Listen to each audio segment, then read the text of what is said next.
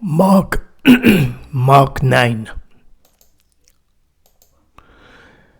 And he said to them, Truly I tell you, some who are standing here will not taste death before they see the kingdom of God has come with power.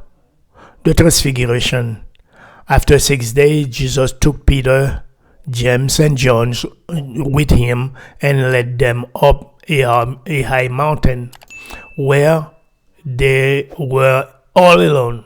Then he was transfigured before them. His clothes became dazzling white, whiter than anyone in the world could bleach them.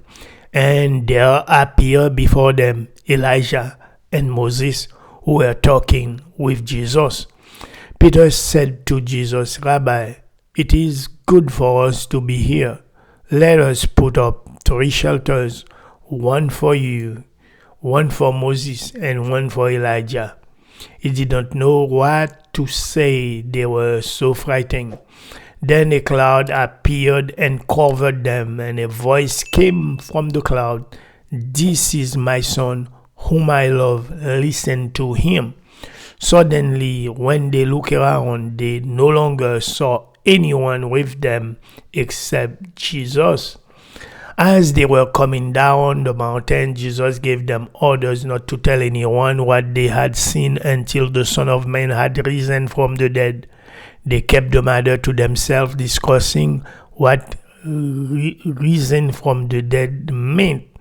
And they asked him, Why do the teachers of the Lord say that Elijah must come first? Jesus replied, To be sure, Elijah does come first and restores all things. Why then is it written that the Son of Man must suffer much and be rejected? But I tell you, Elijah has come, and they have done to him everything they wish, just as it is written about him. Jesus heals a boy possessed by an impure spirit. When they came to the other disciples, they saw a large crowd around them and the teachers of the law arguing with them. As soon as all the people saw Jesus, they were overwhelmed with wonder and ran to greet him. What are you arguing with them about? He asked. A man in the crowd answered, Teacher, I brought you my son, who is possessed by a spirit that has robbed him of speech.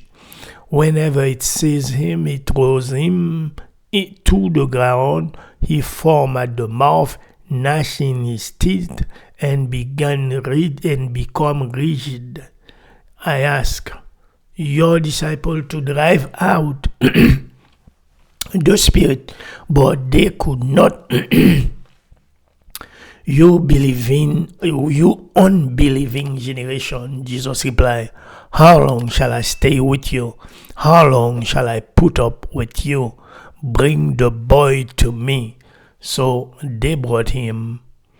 When the spirit saw Jesus, it immediately threw the boy into a convulsion.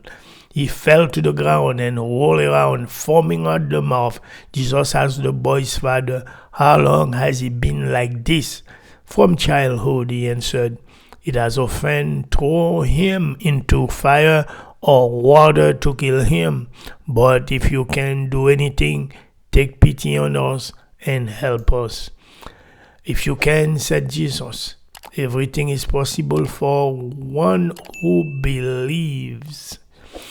Immediately the boy's father exclaimed, I do believe, help me overcome my unbelief.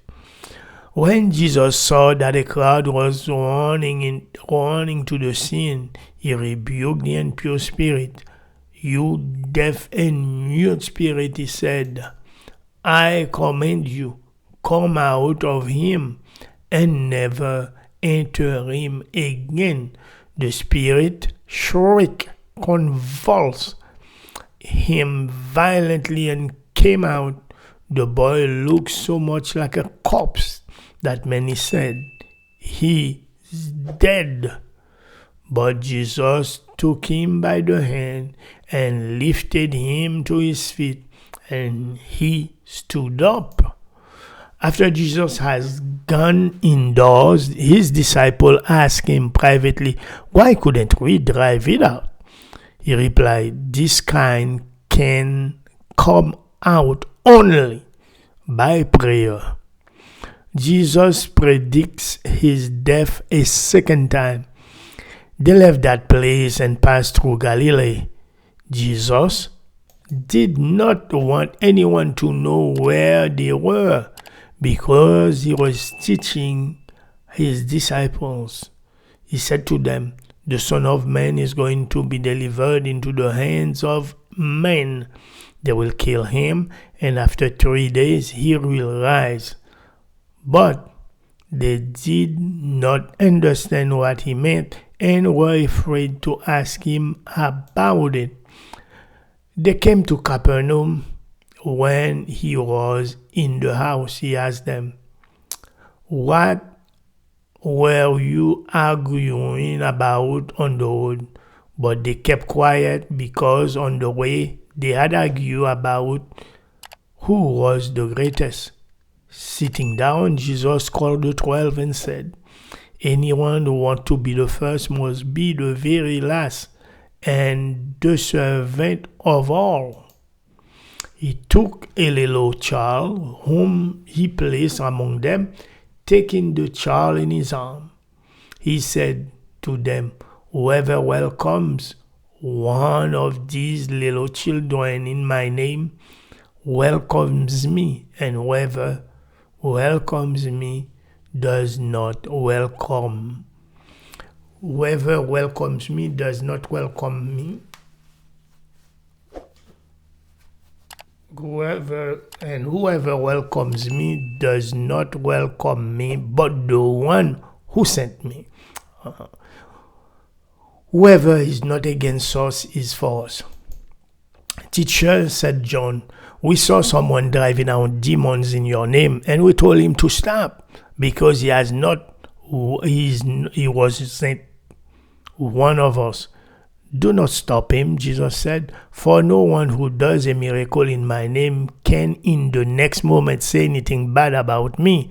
For whoever is not against us is for us.